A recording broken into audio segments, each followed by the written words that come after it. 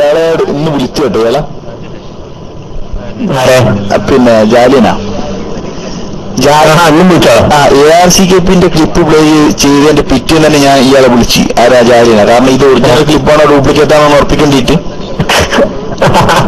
തിരിയണല്ലോ. ഞാൻ ചോദിച്ചു ബാബ ആദ്മി കൽ ഫോൺ കിയാ आपको सऊदी से नहीं चलो अब्दुलरहमान फोन किया उसको ഇയാളെ ആളെപ്പാവട്ടോ സാധനം.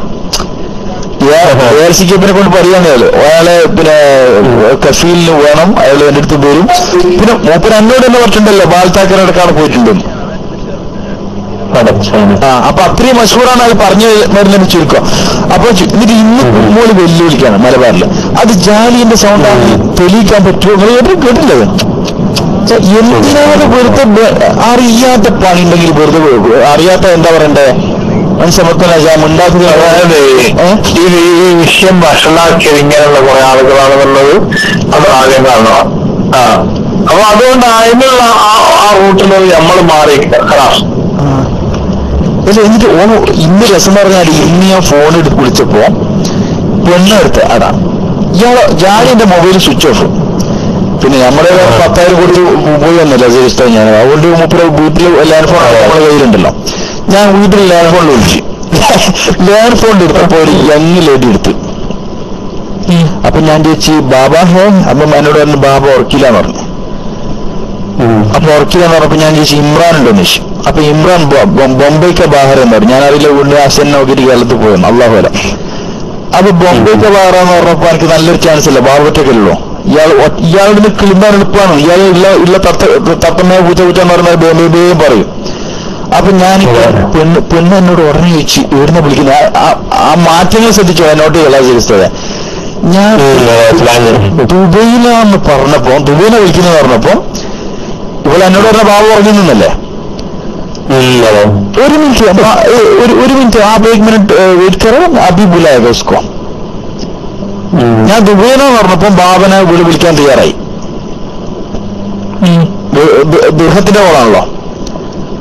അപ്പൊ ഇയാളെ വിളിച്ചപ്പോ ഇയാൾ നല്ല കിക്കില്ല വർക്കിന്റെ കിക്കില്. അപ്പൊ ഇയാള് പറയുന്നത് ഉസ്കോ ബോലോ ആധാ घंटे बाद मेरा മൊബൈൽ में ഫോൺ करना. 30 മിനിറ്റിന്റെ ശേഷം എന്റെ മൊബൈലിലേക്ക് ഫോൺ ചെയ്യാൻ വേണ്ടി.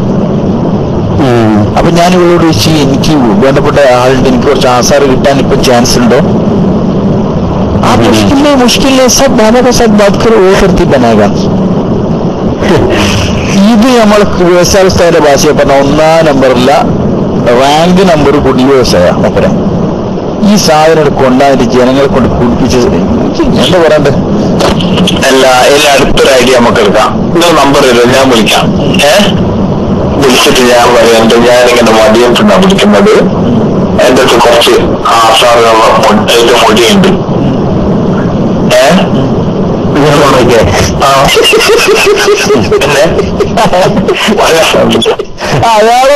അയാള് പറയില്ല ഷെർഫി ഞാൻ തന്നെ ഹോൾസെയിൽ കച്ചവടക്കാരനൊക്കെ നിങ്ങളല്ലേ. അയാളെ നിലപാടെന്താണെന്നറിയില്ല നമുക്ക്. അയാൾ പറയാ നിലപാട് മനസ്സിലാക്കണം. പിന്നെ അങ്ങനത്തെ കിട്ടിയ വാർത്താത്തിന് സംഭവമില്ലേ. അയാൾ അതിനുള്ള അയാൾ കുറച്ചുള്ള ആളാണെങ്കിൽ അതിനനുസരിച്ച് പറയൂല. ഏതായാലും നോക്കാം നമുക്ക്. അതെ പക്ഷെ നിങ്ങളുടെ സ്ഥലം മദീനല്ലേ എന്റെ തോന്നല്. മദീന എന്ന് പറയട്ടെ ഷെർഫ് എന്തേ അത് ARCKP വിളിച്ചിട്ട് ഇപ്പോ ആഴ്ചകളായിട്ടുള്ളൂ. അപ്പൊ സൗദി അറേബ്യ ആളെ ഹിറ്റ് ലിസ്റ്റുള്ള സ്ഥലമാണ്. അപ്പൊ നമ്മളിങ്ങനെ ഉള്ള പറയല്ലോ അത് കുഴപ്പമില്ല. സൗദി എന്ന് പറയട്ടെ മദീനത്ത് പറഞ്ഞാൽ അതൊക്കെ ഞാൻ കൈകാര്യം ചെയ്തു. അബ്ദുള്ളി നമ്പർ ചെയ്യുന്നതിനൊന്നും ഒരു കുഴപ്പമില്ല. അതിപ്പോ നമ്മള് മറ്റേ ഇയാളെന്ത് പറഞ്ഞത് നമ്മളെ അബ്ദുള്ള കാവലിനോട് സംസാരിച്ചിട്ട് നമ്മളെ ഒപ്പിച്ചുണ്ട്. പിന്നെ ഇവരെന്തൊരു ഇത്രമായി നിങ്ങളെ അറിയോ? ഇത്ര ഇവരെ സഹായിച്ച കാമിലിനോട് പ്രത്യേകിച്ച് അതൊരു സാറിയില്ലേ സംഭവം? ഇല്ല പിന്നീടൊന്നും ഉണ്ടാകാറില്ല. കാമിലിന് ഒരു ജനുവരി പരിപാടി അറിയിച്ചില്ലല്ലോ. അല്ല അതൊരു അതിന്റെ അസ്വാഭാവികതല്ലോ. തീർച്ചയായിട്ടും ഉണ്ടല്ലോ. കാരണം പിന്നെ മൂപ്പരിന് പിന്നാവില്ല അസ്വാഭാവികത ഉള്ളതുകൊണ്ടല്ലേ അയാൾ അറിയാൻ പാടില്ല എന്ന് ഇയാളോട് പറഞ്ഞു ശിവരാജിനോട്. അല്ല ശരി കാമിലിനെ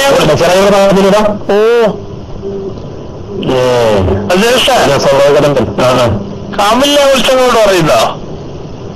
അത് ഞാൻ നാട്ടിൽ പറഞ്ഞിട്ടല്ലേ. ഒരിക്കലും ഇല്ല എന്ന് ഞാൻ പറയുന്നില്ല, ചില അർദ്ധസത്യങ്ങൾ. പക്ഷെ നിങ്ങളുടെ നേതാക്കളെ നീല കഥ ഞാൻ പുറത്തുകൊണ്ടുവരും. ഇതിൽ പൊന്നക്കളം നീല കഥ ഞാൻ പുറത്തുകൊണ്ടുവരും. നീല കഥ ഞാൻ പുറത്തുകൊണ്ടുവരും. ഇതിൽ പൊന്മളക്ക് വേണ്ടി പ്രവർത്തിക്കുന്ന ചില നീലക്കഥകൾ നേതാക്കളം നീല കഥ ഞാൻ പുറത്തുകൊണ്ടുവരും. ഇതിൽ പൊന്മളക്ക് വേണ്ടി പ്രവർത്തിക്കുന്ന ചില നീലക്കഥകൾ നേതാക്കളുണ്ട്. കുറെ ആളുകളുണ്ടല്ലോ വാദവരാതെ പറഞ്ഞത് 3.5 മണിക്കൂർ 4 മണിക്കൂർ പ്രസംഗിച്ച് അവരുടെ മക്കൾ കോഴിക്കോട്ടെ പരിസരത്തെ കുടുംബത്തിലെ പെൺകുട്ടിയെ കഷ്ടപ്പെടുത്തിയിട്ട്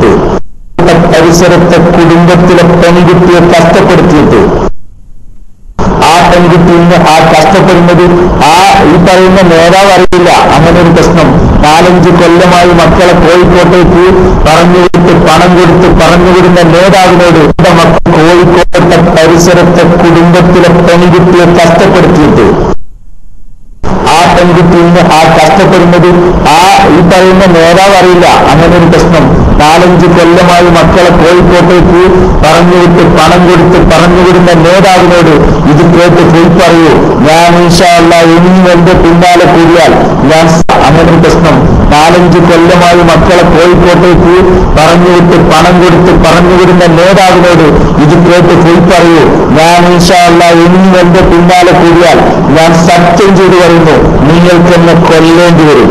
അല്ലാഹുവിനെന്നെ പിന്നാലെ കൂടിയാൽ ഞാൻ സത്യം ചെയ്തു പറയുന്നു, നിങ്ങൾക്കെന്നെ കൊല്ലേണ്ടി വരും. അത് പിന്നാലെ കൂടിയാൽ ഞാൻ സത്യം ചെയ്തു പറയുന്നു, നിങ്ങൾക്കെന്നെ കൊല്ലേണ്ടി വരും. അല്ലാതെ നിങ്ങൾക്ക് രക്ഷപ്പെടാൻ കഴിയില്ല. നിങ്ങൾക്ക് ഈ പറയപ്പെടുന്ന നിങ്ങളെന്നെ കൊല്ലേണ്ടി വരും. അല്ലാതെ നിങ്ങൾക്കൊരു രക്ഷയുണ്ടാവില്ല.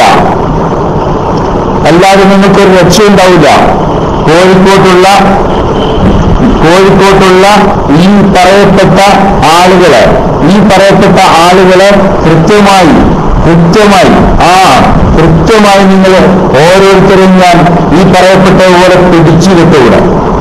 പത്രസമ്മേളനം വരും ആള് പുറത്ത്. കൃത്യമായി നിങ്ങൾ ഓരോരുത്തരും ഞാൻ ഈ പറയപ്പെട്ട പോലെ പിടിച്ചു വിട്ടുകൂടെ. പത്രസമ്മേളനം വരും ആള് പുറത്ത്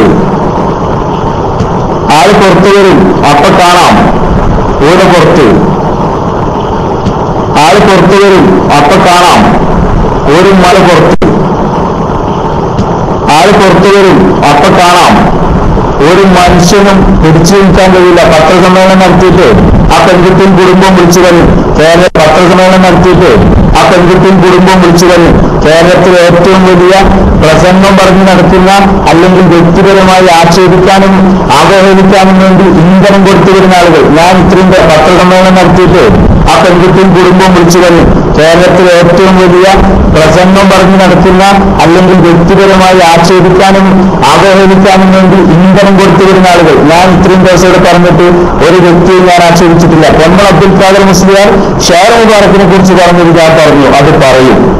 അത് ഞാൻ അവഹേളിക്കാനും വേണ്ടി ഇന്ധനം കൊടുത്തു വരുന്ന ആളുകൾ. ഞാൻ ഇത്രയും ദിവസം പറഞ്ഞിട്ട് ഒരു വ്യക്തിയെ ഞാൻ ആക്ഷേപിച്ചിട്ടില്ല. പൊന്മള അബ്ദുൽ ഖാദർ മുസ്ലിയാർ അത് പറഞ്ഞത് 3.5 മണിക്കൂർ 4 മണിക്കൂർ പ്രസംഗിച്ച് അവരുടെ മക്കൾ കോഴിക്കോട്ടെ പരിസരത്തെ കുടുംബത്തിലെ പെൺകുട്ടിയെ കഷ്ടപ്പെടുത്തിയിട്ട് ആ പെൺകുട്ടിന് ആ കഷ്ടപ്പെടുന്നത് ഈ പറയുന്ന നേതാവ് അറിയില്ല. അങ്ങനെ ഒരു പ്രശ്നം 4-5 കൊല്ലമായി മക്കളെ കോഴിക്കോട്ടേക്ക് പറഞ്ഞുവിട്ട് പണം കൊടുത്ത് പറഞ്ഞുവിടുന്ന നേതാവിനോട് ഇത് കേട്ട് പോയി പറയൂ, ഞാൻ ഇൻഷാ അല്ലാഹ് ഇനിയും എന്റെ പിന്നാലെ കൂടിയാൽ ഞാൻ സത്യം ചെയ്തു പറയുന്നു, നിങ്ങൾക്കെന്നെ കൊല്ലേണ്ടി വരും. അല്ലാതെ നിങ്ങൾക്ക് രക്ഷപ്പെടാൻ കഴിയില്ല. നിങ്ങൾക്ക് ഈ പറയപ്പെടുന്ന നിങ്ങളെന്നെ കൊല്ലേണ്ടി വരും. പൊന്മള ഉസ്താദ് വരെ അത് കണ്ടു ബോധ്യപ്പെട്ടതാ. ഇനി അതിൽ കൂടുതൽ എന്താ വേണ്ടെന്നാണ് ഇപ്പം പ്രചരണം. ഞാൻ കണ്ടിട്ടില്ല, അതിന് ബോധ്യമില്ല. ഇത് ഉസ്താദ് ഇനി അതിൽ കൂടുതൽ എന്താ വേണ്ടെന്നാണ് ഇപ്പം പ്രചരണം. ഞാൻ കണ്ടിട്ടില്ല. ഇനി അതിൽ കൂടുതൽ എന്താ വേണ്ടെന്നാണ് കണ്ടു ബോധ്യപ്പെട്ടതാ. ഇനി അതുവരെ അത് പൊന്മള ഉസ്താദ് വരെ അത് കണ്ടു ബോധ്യപ്പെട്ടതാ. ഇനി അതിൽ കൂടുതൽ എന്താ വേണ്ടെന്നാണ് ഇപ്പം പ്രചരണം. ഞാൻ കണ്ടിട്ടില്ല. പൊന്മള ഉസ്താദ് വരെ അത് കണ്ടു ബോധ്യപ്പെട്ടതാ. ഇനി അതിൽ കൂടുതൽ എന്താ വേണ്ടെന്നാണ് ഇപ്പം പ്രചരണം. ഞാൻ കണ്ടിട്ടില്ല. അതിന് അതൊക്കെ ഞങ്ങളിന്നാള് പറഞ്ഞു. ഞങ്ങളിന്നാള് പിന്നെ കൂടിയപ്പോ അതിനെ പറ്റിയൊക്കെ പറഞ്ഞു. എല്ലാം വളരെ റോങ് പരിപാടിയാണ്. സമസ്ത പൊന്മള ഉസ്താദ് വരെ അത് കണ്ടു ബോധ്യപ്പെട്ടതാ. ഇനി അതിൽ കൂടുതൽ എന്താ വേണ്ടെന്നാണ് ഇപ്പം പ്രചരണം. ഞാൻ കണ്ടിട്ടില്ല നോക്കി അതിന് ബോധ്യമില്ല. ഇത് ഉസ്താദ് ഒരു വല്ലാത്ത അവസ്ഥയിലേക്കാണ് ഇപ്പൊ കാര്യങ്ങൾ അതൊക്കെ ഞങ്ങൾ നാളെ പറഞ്ഞു. ഞങ്ങൾ നാളെ പിന്നെ കൂടിയപ്പതിനെ പറ്റിയൊക്കെ പറഞ്ഞു. എല്ലാം വളരെ റോങ് പരിപാടിയാണ്. സമസ്ത ജോയിന്റ് സെക്രട്ടറിയും SYS സംസ്ഥാന പ്രസിഡന്റുമാണ് പൊന്മള അബ്ദുൽ ഖാദർ മുസ്ലിയാർ. അതായത് നിങ്ങൾ 4 16 പറയണ്ട വെച്ചിട്ട് അന്ന് അതിന്റെ ഉള്ളിൽ കയറിയിട്ട് ആ ചോദ്യങ്ങൾ ചോദിച്ച ചോദ്യങ്ങൾ മുഴുവൻ 80% ഏലംകുളവും 10% മറ്റേ ഇയാളും ആര് പത്തപ്പിരിയോ വേറെ ഒരു കുട്ടി മിണ്ടുന്നില്ല. അതിലാരൊരിക്കൽ ചോദിച്ചല്ലോ ഉസ്താദെ നമുക്ക് ഇതൊരു പരീക്ഷണം നടത്തിക്കൂടെ എന്ന് ചോദിച്ചപ്പോ എന്താ ഇത് പരീക്ഷണം നടത്തുമെന്ന് പറയുമ്പോഴത്തേക്ക് തന്നെ ഇവരൊക്കെ അടങ്ങി. ഇങ്ങനെ പറ ആരാ ഇത് ചോദിക്കാൻ പോയിട്ടില്ല. തിരിച്ച് ഇവര് കിട്ടിയപ്പോ നൗഷാദ് യാസീനെ അടക്കം കുറെ ആളുകൾ അത് പിന്നെ മൗലിദൊക്കെ ചൊല്ലി തലയിൽ ബദറുകളൊക്കെ പാടിയിട്ടാണ്. അതൊക്കെ ഞങ്ങൾ നാളെ പറഞ്ഞു. ഞങ്ങൾ നാളെ പിന്നെ കൂടിയപ്പതിനെ പറ്റിയൊക്കെ പറഞ്ഞു. എല്ലാം വളരെ റോങ് പരിപാടിയാണ്. എന്നിട്ട് ഉസ്താദിന്റെ വിഷയം ഞാൻ ഇന്നറിഞ്ഞത് അത് ഇവർ ഇസ്ലാമിക് സെന്ററിൽ കോഴിക്കോട് അവിടെ അടിച്ചു വാരുന്ന അമ്മു എന്ന് പറയുന്നൊരു സ്ത്രീയുടെ മുടിയാവരെ ഇവർ ജാലിയവാലയ്ക്ക് ഇവർ തിരിച്ചു കൊടുത്തത്. സത്യം ഞാൻ കേട്ടത്. അപ്പൊ എന്നിട്ട് അല്ലെങ്കിൽ എന്തായാലും തിരിച്ചു നോക്കുമ്പോൾ നോക്കുന്ന അതെന്ന് അപ്പൊ ഇവര് പറയുന്ന വെച്ചാല് ജാലിയവാലയ്ക്ക് അയാൾക്ക് തന്ന മുടി പോലും തിരിച്ചു വാങ്ങുമ്പോ അതുപോലും ഉറപ്പിക്കാൻ ഇയാൾക്ക് കഴിയുന്നില്ലാന്ന് ഇവരിപ്പം പറയുന്നത്. എന്നിട്ട് ഇവര് പറയുന്നത് അമ്മു ജീവനോടുണ്ട്. ഇനി അമ്മുവിന്റെ മുടിയാണെന്ന് തെളിയിക്കാൻ ഒരു DNA ടെസ്റ്റ് നടത്താൻ നമ്മൾ തയ്യാറാണെന്ന് ഇവരിപ്പം പറയുന്നത്. നൗഷാദ് യാസീനി പിന്നെ ആക്കോട് വെച്ചിട്ട് പിന്നെ ഇവര് തിരിച്ചു വാങ്ങിയ മുടിയുണ്ടല്ലോ, ഇവർ തിരിച്ചു വാങ്ങിയ മുടിയുണ്ടല്ലോ ഈ മുടി തിരിച്ചു വാങ്ങി കേൾക്കുന്നില്ല. കേൾക്കുന്നില്ലേ?